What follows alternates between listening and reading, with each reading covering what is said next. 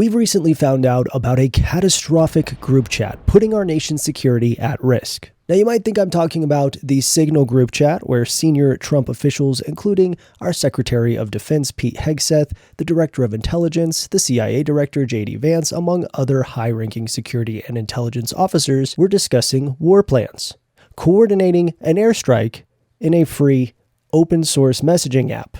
And oops, nobody realized they accidentally added the editor-in-chief of The Atlantic to the chat, which Pete Locker-Up Hegseth straight up denied, said it was a hoax. Can you share how your information about war plans against the Houthis in Yemen was shared with a journalist in The Atlantic? You're talking about a deceitful and highly discredited so-called journalist who's made a profession of peddling hoaxes time and time again. Nobody was texting war plans, and that's all I have to say about that. Now remind me, what did he have to say about Hillary Clinton's emails? Any security professional, military, government, or otherwise, would be fired on the spot for this type of conduct and criminally prosecuted for being so reckless with this kind of information.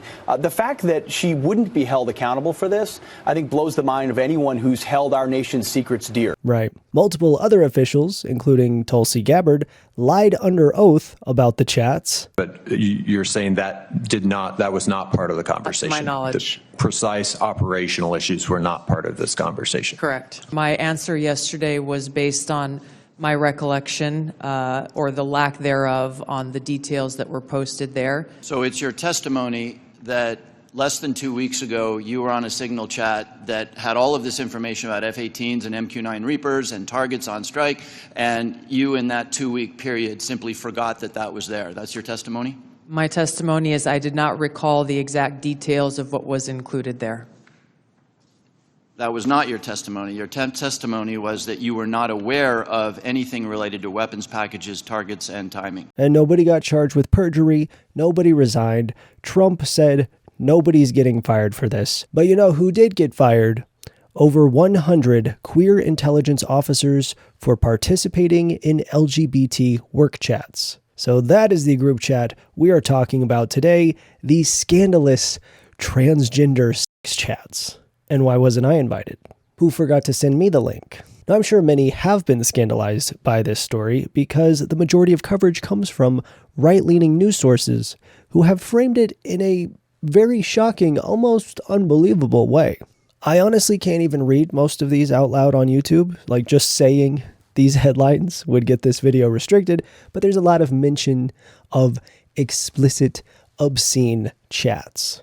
The Federalist says chat logs show queer NSA employees discussing perverted acts at work. Employees at the NSA maintain chats on official government channels so they could discuss sexual deviancy. But if we look at some left-leaning news sources like The Advocate, which covers LGBT issues, Tulsi Gabbard purges intelligence officers over out-of-context conversations conservatives decry as transgender sex chats. They appear to be messages from an employee resource group chat.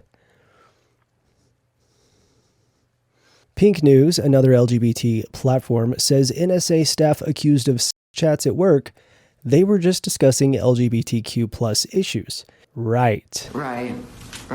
So that is two very different ways to frame a situation, and we're able to see that all laid out here thanks to our sponsor, Ground News. Because their website and app gathers articles from around the world and compares coverage so we get the full story in one place. And they provide crucial insight on sources like political bias, factuality rating, and who owns them. This context is very important right now, especially when it comes to understanding the current state of trans issues, where our biggest ongoing threat is misinformation. And that's why I love Ground News, because they're keeping the news transparent and they're keeping me informed in a way that allows me to take a step back and see the bigger picture so I can separate myself from all the sensationalism and not get sucked into doom scrolling. It has honestly been a game changer. Right now, Ground News is giving my viewers 40% off the Unlimited Access Vantage plan. That's the same one that I use. So click the link in the description or go to groundnews.com/Turner and claim that discount. So let's check out that Advocate article. For a closer look at the situation, Tulsi Gabbard purges intelligence officers over out-of-context conversations conservatives decry as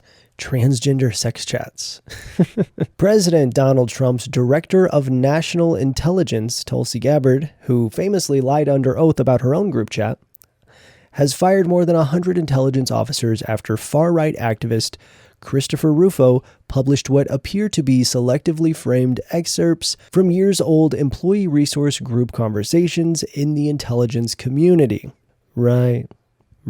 So she goes on Fox News to clutch her pearls about this scandalous chat that has been discovered, calling their discussions an egregious violation of trust. You know what I think is an egregious violation of trust? All the dumb shit y'all are doing every single day. Exclusive. At Grossman, Hannah and I have obtained logs from the NSA's secret transgender sex chat room, in which NSA, CIA, and DIA employees discuss genital castration, artificial vaginas, pee fetishes, sex polycules, and gangbangs, all on government time. I guess they should have been using Signal. And looking at his original article, we can get a little bit more info on what exactly was being discussed. One popular chat topic was male-to-female transgender surgery, which involves surgically removing the penis and turning it into an artificial vagina. Beep, boop, blorp, beep. Cyborg pussy. Mine is everything, said one who claimed to have had gender reconstruction surgery. I found it that I like being penetrated. Never liked it before GRS, but all the rest is just as important as well. Oh my God. Scandalous. Another intelligence official boasted that genital surgery allowed her to wear leggings or bikinis without having to wear a gaff under it. No. Oh my goodness, my poor virgin eyes and my ears, I can't hear about this. They try so hard to portray this in the most egregious way possible. And it's literally just trans people talking about trans stuff. It's a normal transition chat. Like, I have one of these in my Discord. I guarantee you nobody's in there getting off to this like very medical discussion of what happens when your body transitions. Like, they tried to find the most incriminating messages, and even then it's okay, yeah. These employees discussed hair removal, estrogen injections, and the experience of sexual pleasure post-castration. Getting my butthole zapped by a laser was shocking. Wow. Yeah, I'm sure they were all in there really getting hot and bothered by that comment. Said one transgender identifying Intel employee who spent thousands on hair removal. Make sure you put the dollar amount in there so that we can all be mad about that too. How much money did your fucking Messiah Trump spend on golfing this week? More than thousands, I'll tell you that. And that was taxpayer money, so I don't know. Priorities. Look, I just enjoy helping other people experience boobs, said another about estrogen treatments. Yeah, that is a very normal, regular trans femme sentiment. They like having boobs. That's great. I like not having boobs. One of the weirdest things that gives me euphoria is when I pee, I don't have to push anything down to make sure it aims right. Oh, is that the pee fetish we heard about earlier? Wow.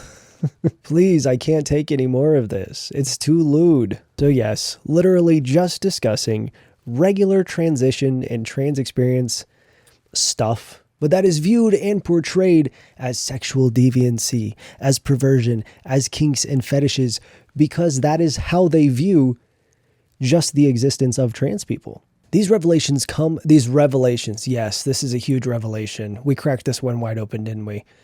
Come at a moment of heightened scrutiny for the intelligence community. Oh, you just wait. President Donald Trump, Defense Security Pete Hegseth, and Director of National Intelligence Tulsi Gabbard, who famously lied under oath about her own group chat, have each made the case that the intelligence agencies have gone woke, prioritizing left-wing activism over national security. These chat logs confirm their suspicions and raise fundamental questions about competence and professionalism.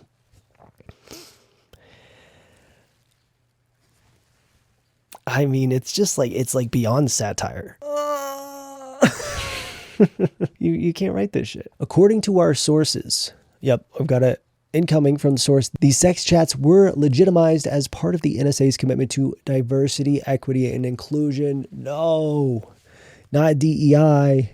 DEI is ruining everything. It's crashing planes. It's unraveling our nation's security. Activists within the agency use LGBTQ plus employee research groups to turn their kinks and pathologies, right, Because not only are we sexual deviants, but we're all mentally ill. Into official work duties. According to the current NSA employee, these groups spend all day recruiting activists and holding meetings with titles such as privilege, ally awareness, pride, and transgender community inclusion. Oh wow. They did so with the full support of NSA leadership, which declared that DEI was not only mission critical, but mission imperative. Oh man. If you're going to have people feeling included in their place of work, you've gone woke. Another thing he's mad about is someone using it pronouns. They're so triggered by the it pronouns. But they have no problem calling us it, to be mean. But they don't like it when people actually want that. Then it's an attack on them because they can't use it to attack us. I mean, what a load of horse shit. This is just so dumb. All right, let's be clear. The ridiculous pearl clutching that is taking place by these people, it's just homophobia and transphobia. When they react this strongly to an LGBT work chat while lying about and downplaying their own monumental fuck up of a group chat, it's obvious that these people were not fired for any actual misconduct. They were fired for being queer. I can guarantee you that there are far more scandalous coworker work chats happening amongst folks who aren't queer, but they don't care about that because it's not about that. If anyone actually cared about the security and proper use of group chats, all of Trump's national security team would be fired. Some of them would be going to prison, but that's not happening. So yeah, I mean, obviously it's all bullshit and we've known that this entire time, but tinfoil hat time. All right, I've got a sneaking suspicion of what might be going on here. I do think there might be a little bit more to this story because of this. DHS quietly eliminates ban on surveillance based on sexual orientation and gender identity.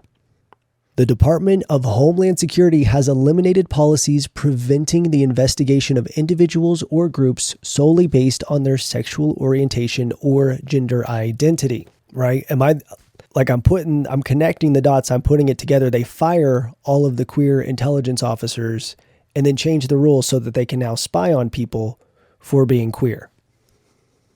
All I'm saying is that it seems a little sus, and I don't like it. But that's it for today, folks. Thank you for watching. Hey, if you want to join my transgender chat, you can sign up for a channel membership, join the gaggle, get into the Goose Troop private Discord, hang out, talk about transition stuff, and say things that would absolutely scandalize folks like this. You can also head on over to skeletiturner.com to grab some Goose Troop merch or some trans rights merch. Subscribe to join the Goose Troop today. Give this video a thumbs up because one like equals one honk. As always, I hope you have a wonderful day, and I'll talk to you soon. Bye.